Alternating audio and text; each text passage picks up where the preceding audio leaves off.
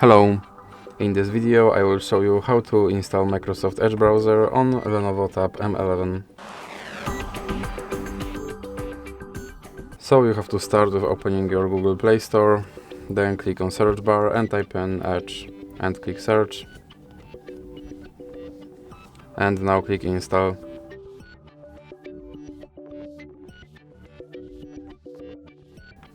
Now click skip introduction.